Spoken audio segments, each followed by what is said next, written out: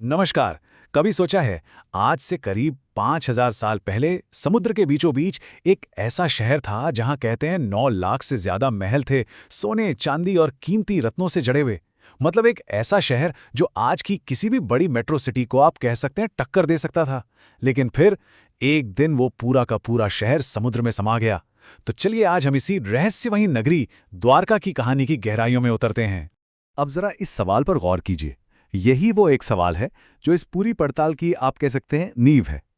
एक ऐसी कहानी जिसे हजारों साल तक लोगों ने सिर्फ एक पौराणिक कथा माना, लेकिन क्या हो अगर उसके सच होने के सबूत मिलने लगे। ये सवाल सिर्फ इतिहासकारों या वैज्ञानिकों के लिए नहीं है, ये हम सब के लिए है, क्योंकि ये इतिहास और हमारी आस्था के बीच की रेखा को धुंधला कर देता है। तो हुआ ये कि हमारी कहानी का जो आज का दौर है वो शुरू होता है 1983 में। जगह थी अरब सागर, गुजरात के तट से कुछ दूर।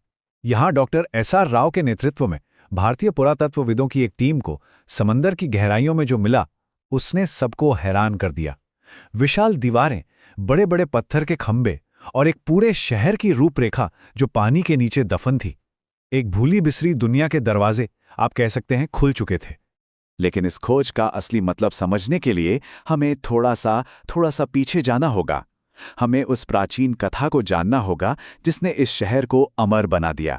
तो चलिए द्वारका की उस सुनहरी गाथा में गोता लगाते हैं। तो कहानी शुरू होती है कुछ ऐसे।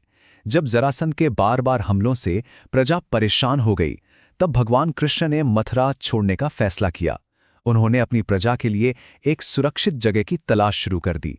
उन्होंने समुद्र देव से अपनी प्रजा के लिए जमीन मांगी और समुद्र ने उन्हें 12 योजन भूमि, यानी आज के हिसाब से करीब 150 स्क्वायर किलोमीटर का एरिया दे दिया। और जानते हैं इस शानदार शहर को बनाया किसने? देवताओं के आर्किटेक्ट भगवान विश्वकर्मा ने खुद। भागवत पुराण की माने तो इस शहर में 9 लाख से भी ज्यादा महल थे, जो सोने, हीरे और चंद्रकांत मणि जैसे कीमती रत्नों से बने थे। कहा जाता है कि ये मणि चांद की रोशनी सोखकर रात में चमकती थीं। ये सिर्फ एक नंबर नहीं है, सोचकर देखिए उस शहर की समृद्धि और वैभव का क्या स्तर रहा होगा। पर बात सिर्फ सोने चांदी की नहीं थी।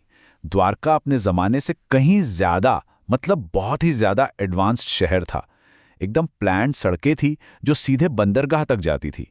ट्रेड के लिए डीप वाटर पोर्ट था और पानी की सप्लाई के लिए ऐसे सिस्टम थे जो उस जमाने में सोचना भी आप कह सकते हैं मुश्किल था। लेकिन कहते हैं ना, हर चमकती चीज का एक दिन अंत भी होता है। द्वारका की ये सुनहरी कहानी भी आगे जाकर 2 श्रापों के अंधेरे में कहीं खो गई, और इन श्रापों ने सब कुछ बदल कर रख दिया। तो देखिए, 2 श्राप थे जिन्होंने द्वारका की किस्मत लिख दी।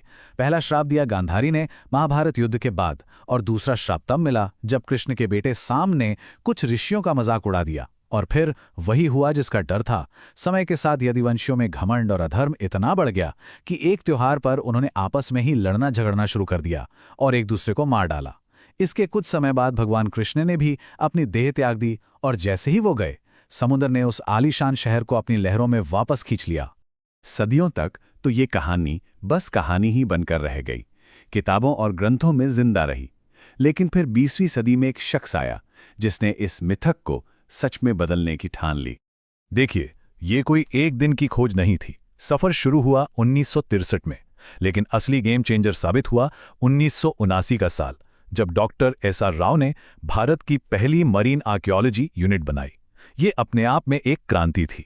इसके बाद 1983 से 1992 के बीच डॉक्टर राव और उनकी टीम ने 12 मुश्किल अभियान चलाए, और 1990 आते आते उनके हाथ में 500 से ज्यादा सबूत थे जो सब एक ही तरफ इशारा कर रहे थे। समुद्र के नीचे एक शहर है।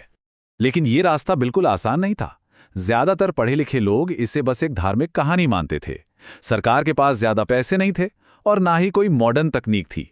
हालत तो ये थी कि एक बार डॉक्टर राव को सिर्फ 800 रुपए से अपना अभियान शुरू करना पड़ा था। सोचिए जरा, एक प्राचीन सभ्यता को खोजने का जुनून और जेब में सिर्फ 800 रुपए। इतनी मुश्किलों के बाद भी डॉक्टर राव पीछे नहीं हटे। क्यों? क्योंकि उनका मानना था कि ये ग्रंथ सिर्फ धर्म की किताबें नहीं हैं, ये हमारे इतिहास का दस्तावेज हैं। वो कहते थे कि अगर रोम और एथेंस की खुदाई हो सकती है तो हमारी द्वारका की क्यों नहीं। तो डॉक्टर राव ने तो दरवाजा खोल दिया था, लेकिन अब बारी थी साइंस की। आधुनिक विज्ञान की, जो इस कहानी को पुख्ता सबूतों के साथ दुनिया के सामने रखने वाला था। साल 2001 में इस खोज ने एक हाईटेक मोड़ लिया। इस बार एडवांस्ड सोनार और सब बॉटम प्रोफाइलर जैसी मशीनों का इस्तेमाल हुआ। ये ऐसी मशीनें हैं जो समुद्र के नीचे की जमीन का, उसके परतों का एक डिजिटल नक्शा बना सकती हैं, और इस नक्शे ने एक डूबे हुए शहर की तस्वीर एकदम साफ कर दी। लेकिन असली गेम चेंजर तो तब आया जब कार्बन डेटिंग हुई। जब वैज्ञानिकों ने वहां से मिले मिट्टी के बर्तनों की उम्र जांची तो नतीजे चौंकाने वाले थे।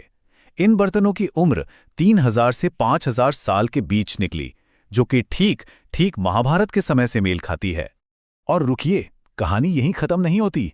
इससे भी ज्यादा हैरान करने वाली एक चीज मिली। खंभात की खाड़ी से लकड़ी का एक टुकड़ा मिला जो करीब 9500 साल पुराना था, मतलब हड़प्पा सभ्यता से भी हजारों साल पहले का। ये खोज भारतीय इतिहास को फिर से लिखने पर मजबूर कर सकती है। अच्छा, सबूत मिल गए कि शहर था, पर यह डूबा कैसे? तो वैज्ञानिकों ने इसका जवाब सी लेवल राइज थियरी में खोजा। डेटा ये बताता है कि करीब 5 से 9000 साल पहले दुनिया भर में समुद्र का लेवल अचानक और बहुत तेजी से बढ़ा था। ये वैज्ञानिक तथ्य द्वारका के समुद्र में समा जाने की पौराणिक कथा से एकदम सटीक बैठता है।